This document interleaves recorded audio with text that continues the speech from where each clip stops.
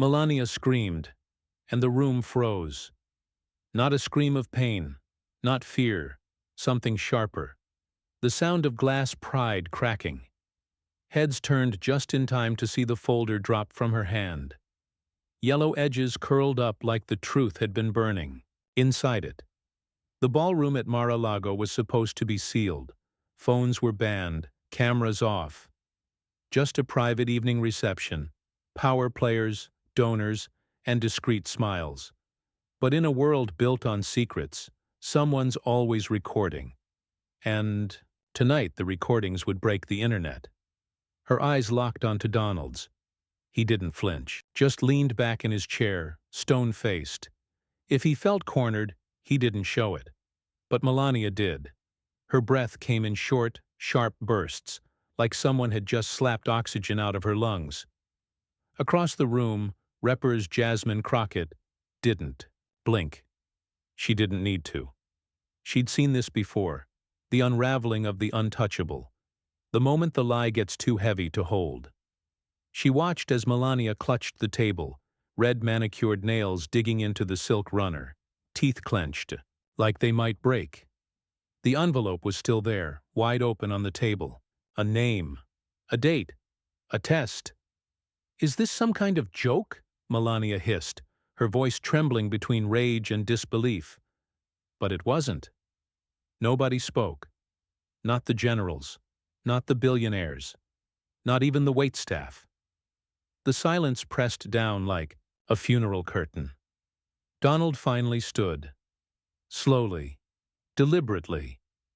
He looked down at the paper, then at Melania, then past her, to Jasmine. "You've got no idea what you're playing with," he said. Jasmine met his gaze without flinching. "I know exactly what I'm playing with," she said. "It's called the truth." Someone's phone buzzed, then another. The news had already started to leak. A low hum of panic swept through the crowd. Melania turned away, covering her face. She didn't want anyone to see her cry. Or worse, see her doubt. And Jasmine, she just turned, calm as a thundercloud, and walked toward the exit, because this wasn't about one mother's heartbreak. It wasn't about one boy's identity. It was about the unraveling of a kingdom built on denial. But what Jasmine Crockett revealed next didn't just threaten a marriage. It threatened the entire Trump dynasty. This wasn't just gossip. It was national security. On the surface, it sounded like tabloid trash. DNA tests, a shaken first lady, and whispers about who fathered a teenage boy. But underneath? It was tectonic. Barron wasn't just the youngest Trump. He was the clean slate. The one untouched by indictments, scandals, or Twitter meltdowns. MAGA's heir apparent. Soft-spoken, mysterious, and, until now, untouchable. For years, insiders floated, half-jokes about the chosen one. Conservative influencers had already floated theories of Barron stepping into the political spotlight after college, a redemption arc for the Trump name. The Make America Great Again movement needed longevity, legacy, a bloodline. And then, this. If Barron wasn't biologically Donald Trump's son, everything cracked. The dynasty collapsed. The brand was fractured. The money, the name, the mega mythos, all called into question. Inheritance lawyers started whispering. Could Donald legally pass on the empire? Were trusts revocable? Could Ivanka or Don Jr. seize more power if Barron was illegitimate? Right-wing media didn't know what to say. So they said nothing. Not yet. But in the closed halls of Capitol Hill, the storm had already started. Crockett had been silent for days. Too silent. Her staff was unusually tight-lipped. No press gaffes, no viral Twitter threads. Just a quiet hum of something loading. Republican strategists noticed. Why was she attending classified hearings suddenly unrelated to her committees? Why was she meeting with legal experts, DNA analysts, and, most damningly, two former DOJ insiders with a history of digging into sealed records? Then the leaks began. A right-wing telegram channel dropped the first breadcrumb. Barron's real father? Story coming. It was dismissed until a second source, deep in GOP donor circles, confirmed that Melania had recently ordered discreet lab testing, with a chain of custody that led straight to Capitol Hill. Suddenly, everything aligned, because if the DNA was in government hands, and if Jasmine Crockett had it, then the right wasn't facing another political scandal. They were facing a weaponized truth bomb, wielded by a woman who didn't fear the Trump name, didn't bow to legacy, and didn't mind burning the temple down if it meant lighting a path to justice. The GOP war room lit up. Allies tried to preempt the leak with sympathetic interviews, vague denials, even fake stories about hacked records. But it was too late. The whispers had gotten louder, too loud to ignore, and just when the murmurs reached a fever pitch, just when the base began to feel the tremor in their faith, just when Fox producers started asking, "Are we sure we're safe to touch this?" Jasmine Crockett walked into the room with a manila envelope. They built a brand on lies. But this one, it couldn't be spun. Donald Trump wasn't just a businessman. He was an illusionist. He didn't sell buildings. He sold mythologies, gold-plated logos, fake Time magazine covers, staged boardrooms with contracts already decided before the cameras rolled. The Apprentice wasn't a show. It was a blueprint. Control the narrative, script the reality, bury the truth under spectacle, and it worked. For decades, he manipulated bankruptcy like a blackjack table, turning failure into press and press into power. Trump Tower wasn't just real estate. It was a stage set for a dynasty he believed would never fall. And the media? They were pawns and partners. He fed them scandal. They fed him relevance. But the secrets ran deeper than ratings: Stormy Daniels, tax returns, tapes and trials. And through it all, he projected invincibility. Because for Trump, admitting anything was weakness. Weakness was loss. Loss was death. And yet somehow Melania stayed. To the public, she was the Ice Queen, a silent pillar. Always a step behind, a smile behind, a thought behind. But insiders knew better. She was strategic, calculated, loyal not to the man, but to the image. She understood the power of illusion too. She wore it like couture. But even illusions have breaking points. Behind closed doors, Melania had begun to drift. The distance between her and Donald wasn't just emotional. It was strategic retreat. She had seen the machine up close. She knew how the sausage was made, and she knew where the bodies, figurative and financial, were buried. So when rumors swirled that Barron might not be biologically Donald's, she didn't flinch. She got ahead of it. And that's what terrified Trump. This was the same man who demanded Obama's birth certificate, fueling racist conspiracy for political gain. He turned a simple fact into a national frenzy. And now? The irony came full circle. America's biggest birther now faced the ultimate question of his own paternity. But this time, the stakes weren't just electoral. They were existential. If Barron wasn't his, what did that make the last 17 years? What did that mean for the brand? The inheritance? The bloodline? The illusion? Melania had remained silent during Access Hollywood. Silent through Stormy.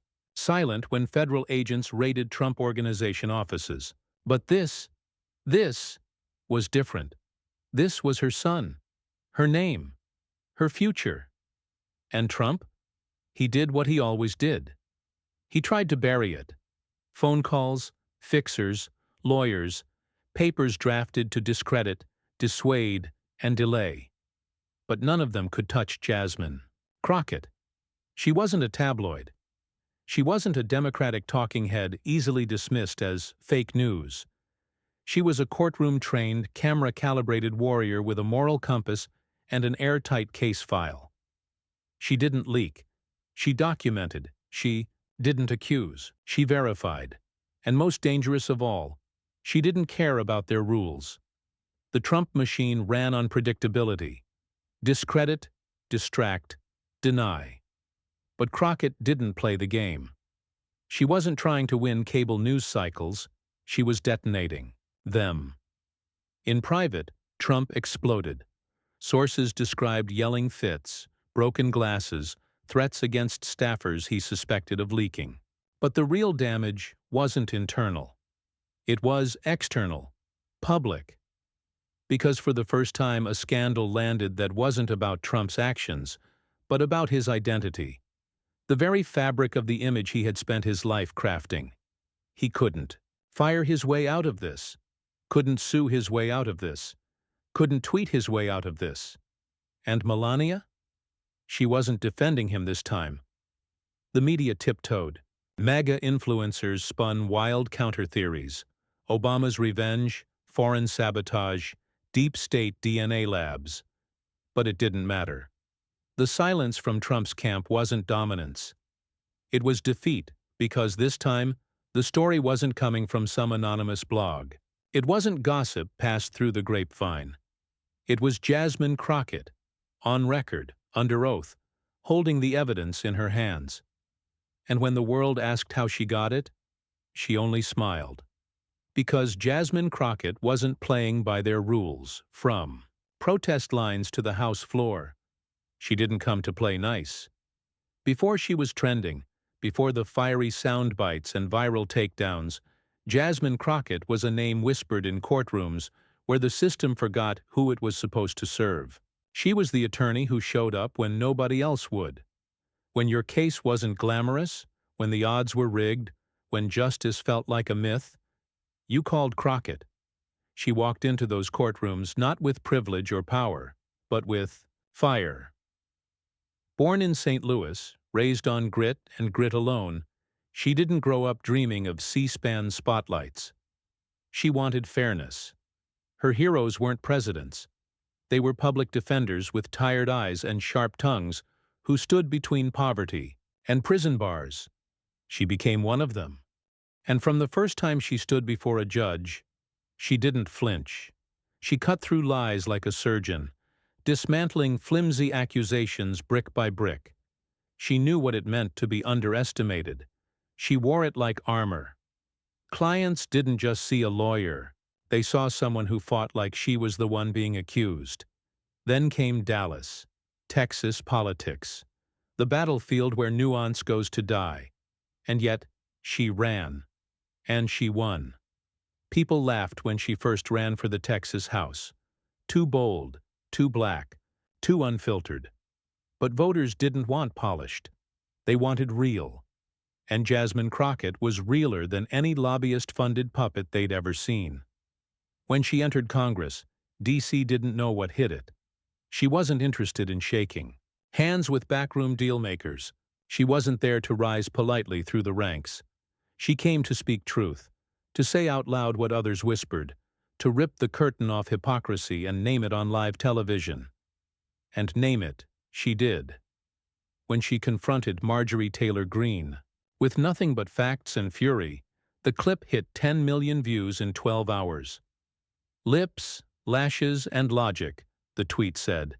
And suddenly Crockett wasn't just a representative. She was a reckoning. She wore natural hair and courtroom fire. She quoted legal code and trap lyrics. She moved between worlds like she was born in both. Because she was. She had no allegiance to any political dynasty. No debts to any donors that could silence her. She wasn't here to preserve the system. She was here to demand it finally serve the people it had ignored for generations. So when she got word of the Barron Trump rumors, she didn't rush to tweet.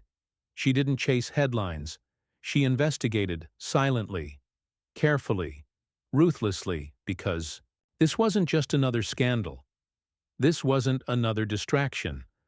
This was about integrity, of institutions, of information, of identity itself.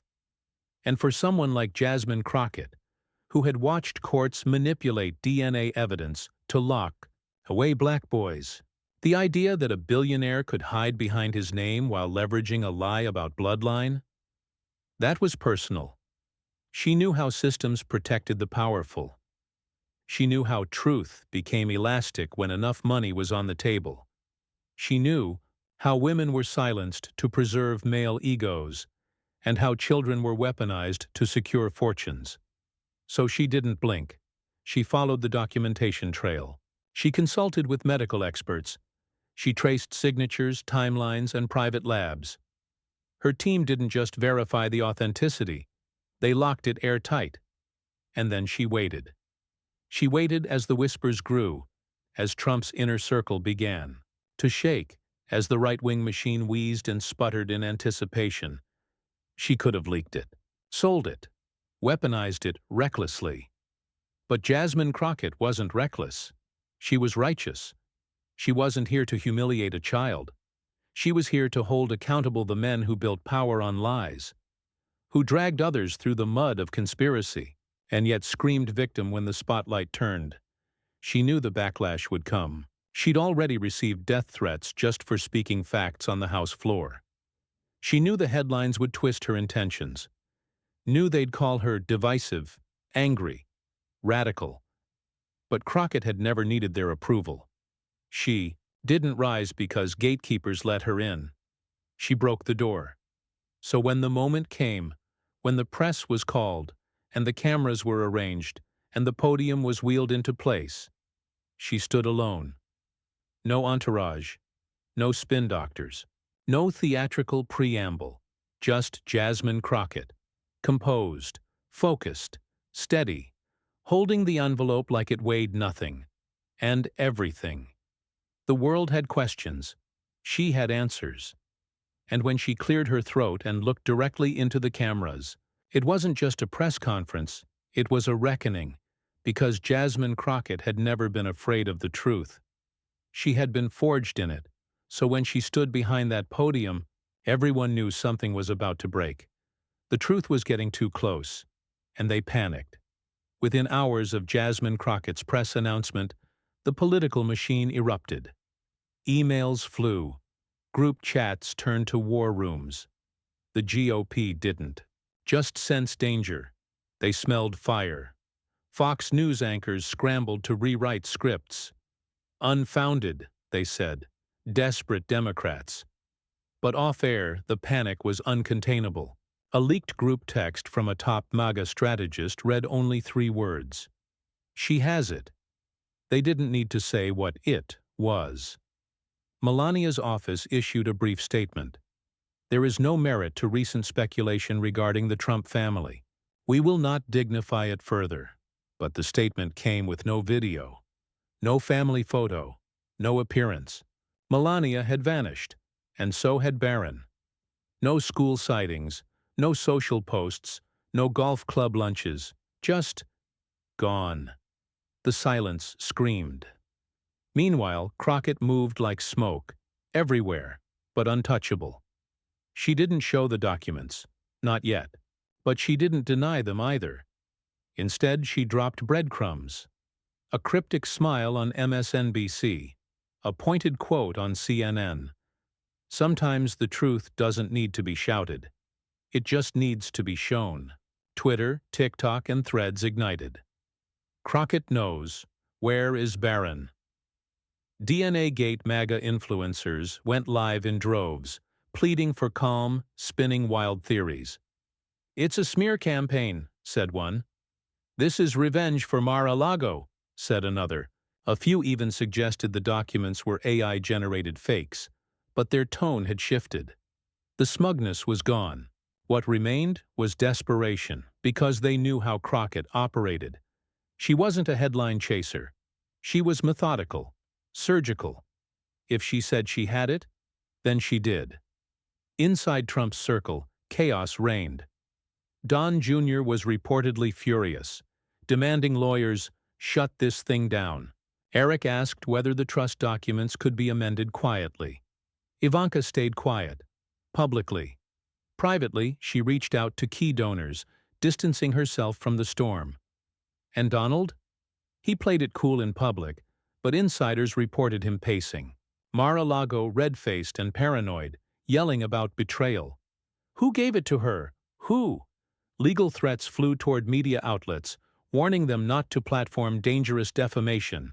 But no lawsuits came. They couldn't afford discovery. Crockett had receipts. Still, she waited.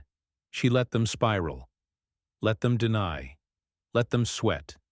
And as they tried to plug leaks with gold-plated duct tape, she gave another interview. This time, on a grassroots YouTube channel with over 3 million progressive subscribers. Sometimes, she said, what people fear isn't the exposure. It's the ending of a story they thought they controlled. The real question is, whose story? Was this to begin with? The clip went viral in under an hour. Comment sections turned into war zones. The left smelled blood. The right screamed witch hunt. And in the middle stood Jasmine, unbothered, unshaken, unreadable. No stumbles, no tears, no leaks from her team. Just silence wrapped in confidence. Until Capitol Hill blinked. The Ethics Committee received a sealed folder. Signed, verified, secure chain of custody. Evidence attached. Suddenly, this wasn't just a scandal. It was official. And within minutes of that envelope hitting the desk, Jasmine Crockett posted one tweet, no caption, no context, but everyone knew what it meant, because when the DNA hit the desk of the Ethics Committee, Crockett went live. I didn't come with rumors. I came with results. The screen lit up. Black backdrop, white podium, no logos, no staffers, no flags. Just Jasmine Crockett, centered in frame, standing in silence. Over 500,000 people were watching live. Within 60 seconds, that number tripled. She didn't start with a greeting. Didn't thank the press. No throat clearing or posturing. Just her eyes, fixed on the camera, calm as judgment. Tonight, she began, there will be no speculation, no spin, only evidence. The room she stood in was stark and cold, just enough echo to remind viewers that this wasn't a media stunt. It was a deposition for the court of public trust. She held up the envelope, the same manila folder that had set the internet ablaze. This document, she said, was not obtained illegally. It was not hacked. It was voluntarily submitted by a family seeking clarity. And it was authenticated by independent experts. Twice. She laid it flat on the podium and flipped it open. The subject in question, she said, is Barron William Trump. The alleged father is Donald John Trump. And the results are conclusive. The air in the room stilled. A pause so long the silence itself went viral. She let the weight of it settle. Donald Trump is not the biological father of Barron Trump. The chat feed exploded. Screenshots of the moment hit Twitter like shrapnel. Instagram flooded with freeze frames of Crockett mid-sentence. TikTok creators were already narrating over the live stream in real time. Barron bomb, DNA gate. Crockett receipts. Crockett continued, unfazed. There is no joy in this. This is not a weapon. It is a reckoning. And it did not begin with me. It began when a woman was silenced to protect a man's legacy. It began when truth was buried beneath power. She tapped the folder. There are 3 documents here. 1. The DNA lab report. 2. A signed affidavit from a former Trump family physician. And 3. A notarized statement from a Trump Organization attorney who attempted to suppress this information in 2018. More gasps. Reporters in the room leaned forward. Microphones picked up the soft rustle of disbelief. The cover-up wasn't about a child, she said. It was about the narrative, about lineage, about keeping the illusion alive, that Trump's empire would pass to a worthy heir. But empires built on lies are always inherited by ghosts.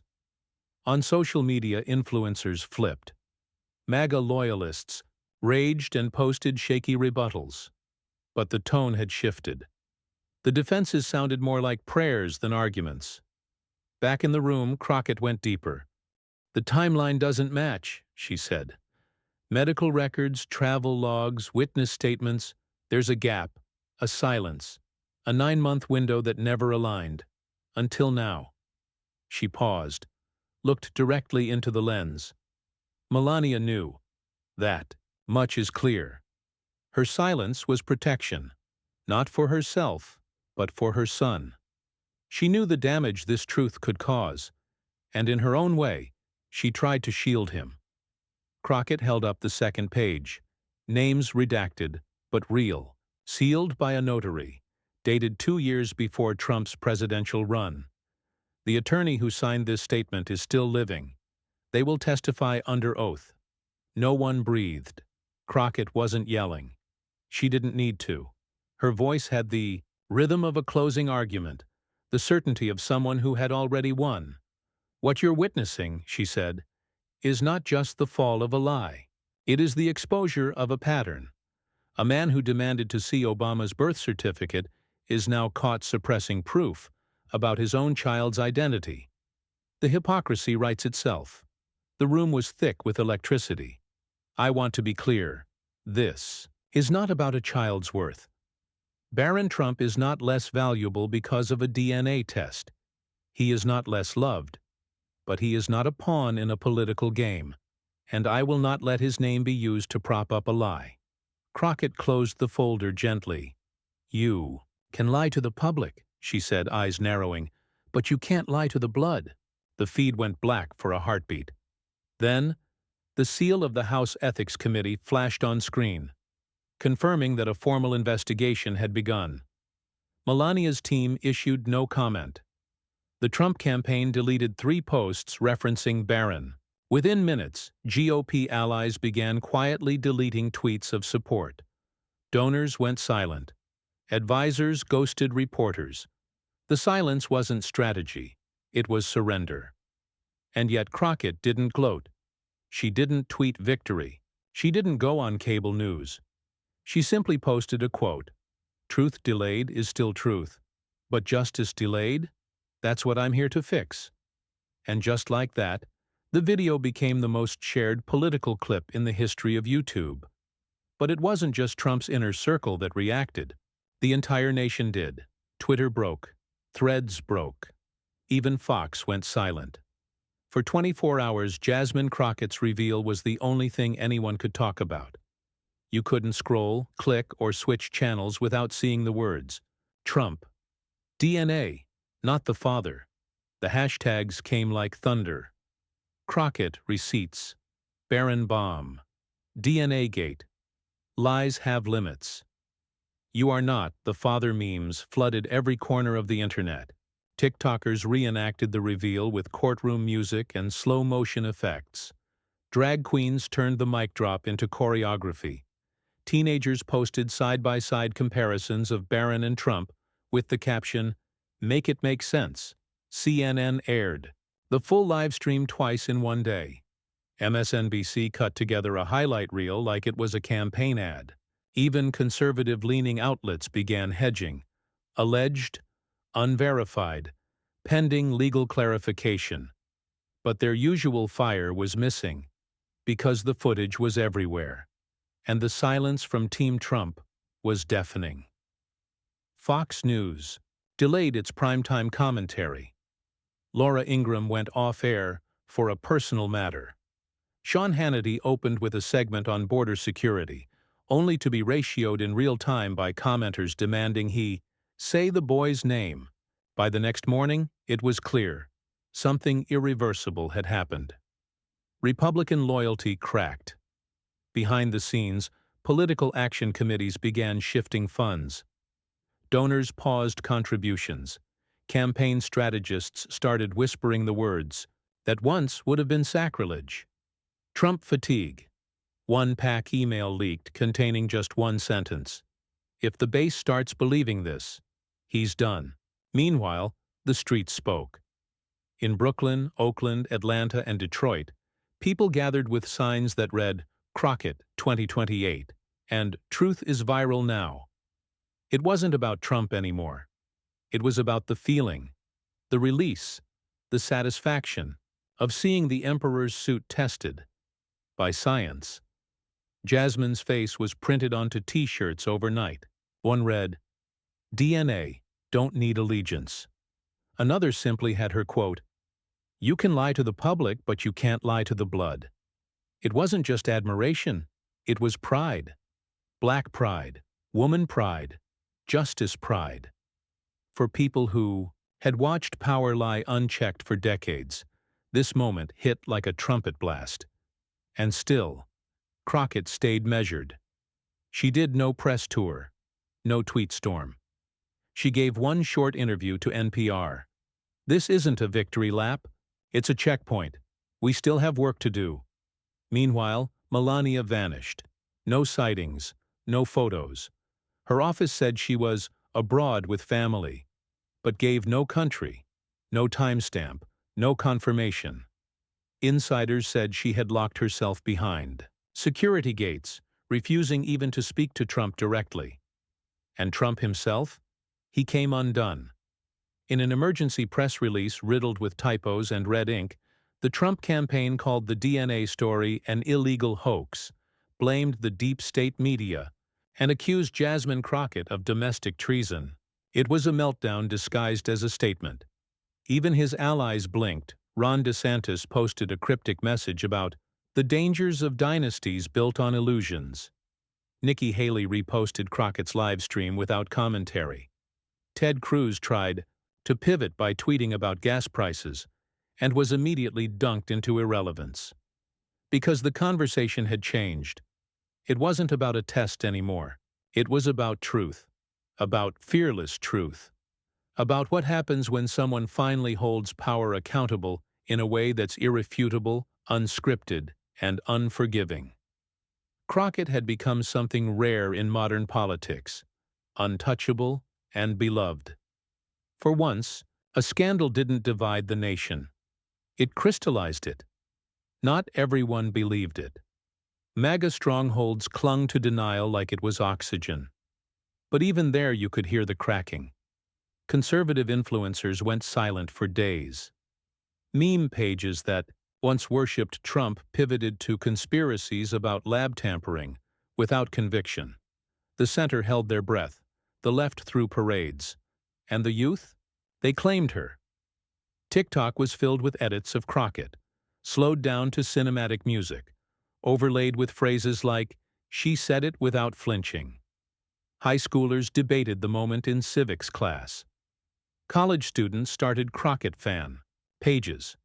Reddit called her the most lethal truth-teller in the House since Barbara Jordan. And through it all, Jasmine remained still. No podium, no press conference, just one final tweet, 2 days after the reveal. This isn't just about bloodlines. It's about breaking chains. 12 million likes. She didn't elaborate. She didn't need to. Because the work spoke for itself. But amidst the firestorm, Jasmine said something that echoed far beyond politics. This was never about a child. It was about accountability. The headlines had done their damage. The hashtags had trended. The press had spun its cycle, and the memes had gone viral.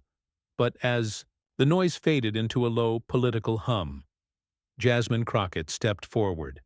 Not to escalate, but to clarify. In her first and only full-length statement since the reveal, she stood not before a podium, but before a classroom, speaking to a group of high school students in her district. No lights, no makeup, no teleprompter, just her. "I want to start," she said, "by reminding all of you that Barron Trump is a young man. He didn't ask for fame. He didn't ask for his blood to become a headline. And he didn't deserve to be caught in the shadow of deception." She paused, letting the weight of that land. This was never about embarrassing a teenager. It was never about dragging a family through the mud. It was about one thing, and one thing only: the right of the public to know when power is built on lies. She looked each student in the eye, calm and certain. We cannot call ourselves a democracy if the truth becomes optional. If people in power get to decide when the facts matter and when they don't, then we're not free. We're just managed. Silence. A respectful one. She stepped away from the mic, hands open, voice steady. When a man demands birth certificates to question someone else's legitimacy, but hides his own truths behind lawyers and NDAs, what? Does that teach our children? That lies win? That money erases reality? She shook her head, not in anger, but in resolve. No, the lesson must be this. Truth isn't scandal. It's survival. It's the thing that lets us breathe freely and lead responsibly. It's the bedrock, not the accessory, of public service. She turned slightly, gesturing to the wall where a U.S. Constitution poster hung, faded and peeling. You don't protect democracy with silence. You protect it by refusing to be part of the cover-up, even when it's inconvenient, even when it's risky, especially when it's powerful people telling you to stay quiet. A student raised their hand. Weren't you afraid? Jasmine smiled softly. Of course. I knew the blowback would be brutal. I knew they'd call me names, spin their stories, threaten everything from my seat to my safety. But courage, she said, isn't about being unafraid. It's about deciding the truth matters more than your comfort. A slow round of applause began in the room. Not raucous, not performative. Just the kind that says, "We heard you." She closed with a reflection. My job isn't to destroy families. My job is to protect the fabric of this one, our American family. And when people abuse their power, lie to your face, and expect you to applaud them anyway, that's when we have to stand up. She gathered her notes but turned back once more, one final thought glowing on her lips. Because if silence protects the powerful, then truth must belong to the people. If you felt that, you're not alone, because this story wasn't just about DNA. It wasn't just about Barron. It wasn't even just about Donald Trump. It was about a system that feeds on silence and punishes truth. A machine that spent decades protecting image over integrity, power over people, legacy over honesty. And yet, one woman stood in the middle of that storm and said, "No more." Jasmine Crockett didn't just reveal a secret. She revealed a standard. That truth doesn't need a permission slip. That dignity doesn't need a dynasty.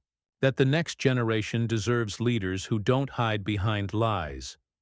She changed the conversation, permanently, and now it's your turn to carry it forward. If this story moved you, if it lit a fire, if it made you think twice about what we accept from those in power, don't let it stop here. Subscribe for more bold truth-telling. Share this video with someone who still believes courage can rewrite the narrative. Comment below. What does your truth sound like? Whose voice are you ready to hear next? Because America doesn't belong to the loudest liars or the richest manipulators. It belongs to the truth-tellers, the disruptors, the ones willing to stand up, even when it's hard, even when it's risky.